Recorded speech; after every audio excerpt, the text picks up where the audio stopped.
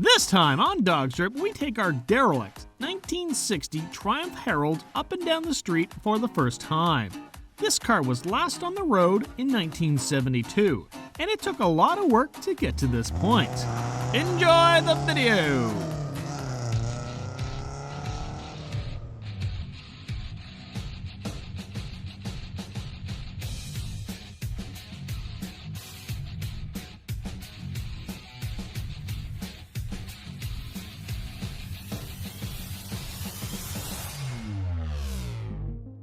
Hello and welcome back to the show. If you're joining us for the first time, be sure to look back on a previous video where we rescue this car and bring it back to life. Just about every rotating assembly was seized, and after plenty of lube and beatings, we brought this car to the state you're about to enjoy. And now, the moment we've all been waiting for. The moment this car is clawed back from the icy hands of death itself. The moment this car, once again, lives. Oh no. Fail. And now, take two.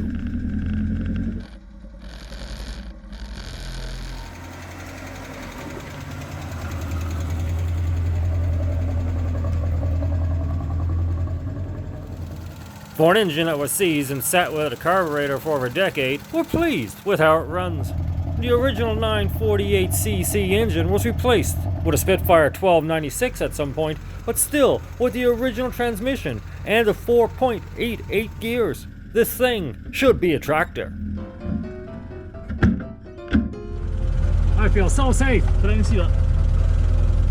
Fun fact, there are no seatbelts. This 1960 Herald never had any.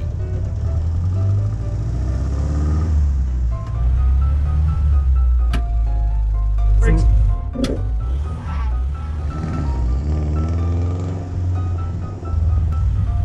know what the turning radius is. Yeah, let's find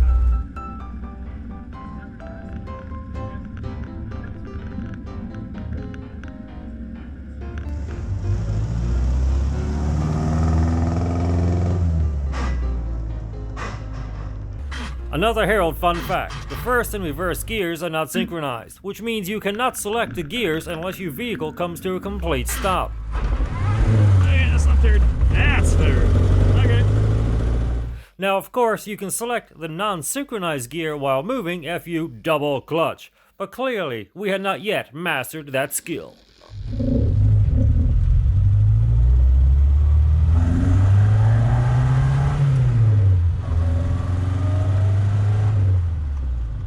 It's not too loud. No. Well, we have the engine exposed as well. Yeah, my foot does hit both pedals.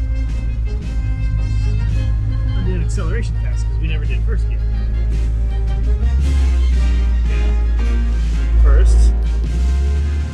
This forward, okay.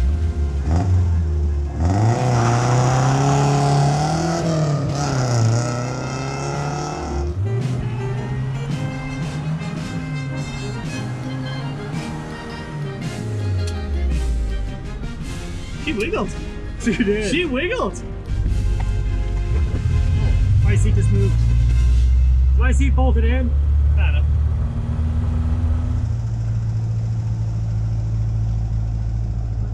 First, let's try reverse. Let's try reverse. Okay, reverse works. Okay. We are happy with how the car did for its first runabout, giving it a short trial run to check out all the mechanical systems. Now it's back into the shop to start welding up those see-through floorboards. First, we start in the trunk.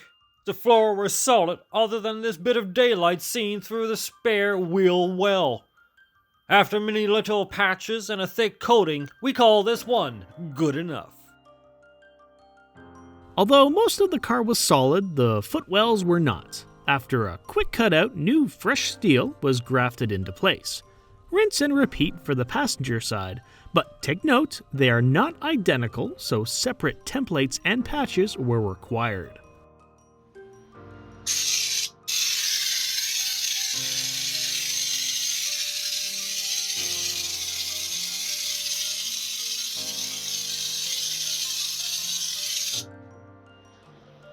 stinky. With a top coat of rock guard, we are happy with the results. Not too shabby. Traditionally, the removable transmission cover was made of pressed cardboard, so we decided to fabricate our own out of steel. It's not perfect, but we're delighted with how it turned out, and feeling much better about removing the fire hazard from the car. The last and only external rust on this car was this spot on the passenger fender. We feathered the primer to make it appear as an older repair. We love this patina on the Herald. As time went on, we noticed the mounted water pump was leaking, so we swapped it out for this ratty looking spare we found in the car. And now, no more leaks. Next, we changed out the rigid-framed, flip-forward seats for these leather heated seats from a smart car. Yes, that's German seats in a British car. Ask us if we care. And for those of you unfamiliar with the Triumph Herald, let's go over some of the more interesting features. An advanced door opening system. And not to be mistaken with the manual window upper downer thingy.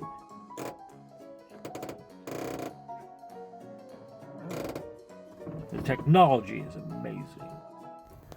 Okay, so next we're going to explain some of the knobs and dials and so forth on the dash. We're not sure if all of them are factory or original, but this is how it's currently laid out. Switch. This is simply to turn the heater on or off, the heater fan. It's on, it's off, no speeds, single. We have temperature, actually works. Cold, hot, normal, pretty simple. Speedo, doesn't work. Here, windshield wipers, single speed, on or off.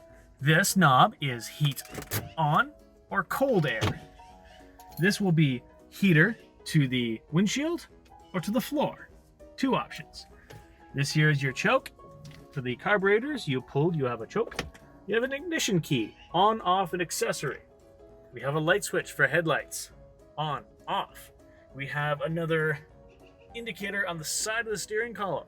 Running lights, headlights, high beam, low beam. Over here, the indicators, left and right. Pretty basic stuff, but every dial and knob has its own singular job. And you've got to remember what they all do and not die while having a car accident. Another option about this car is the trunk lid.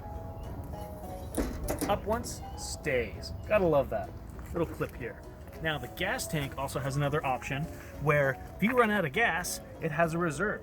The pickup tube is on an angle, and then back here, you rotate it, which goes to the very bottom of the tank, and he gets in an extra 3 liters in order to get to the gas station. Normal, reserve.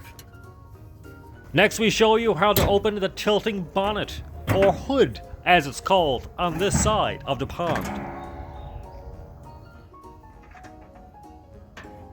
Under this bonnet, you'll find not one, but 2 Spitfire 1 1/4 SU carburetors.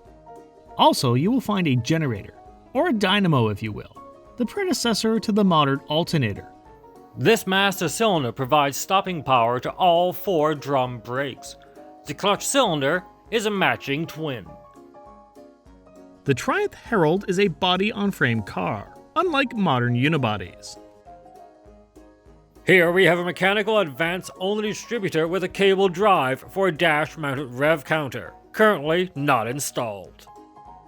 Here we have the engine-driven mechanical fuel pump. It draws fuel from the tank and delivers it to the dual carbs. Handy feature here is you can manually pump fuel in case you've ran out of gas and or drained the battery and primed the carburetors. The Herald does have electric windshield wipers, but a manual windshield washer pump. The pump should be dash mounted, but ours doesn't work, which leads onlookers to believe we are performing an act which is usually frowned upon in public. Well, that's enough for now, as we want to get this car out on the open road. You'll see more Herald adventures in upcoming videos. Please show your support by smashing that like button, and remember to subscribe so you don't miss out on next month's video. Next time on DawgStrip, we get creative with an old car top storage unit we find in the backyard.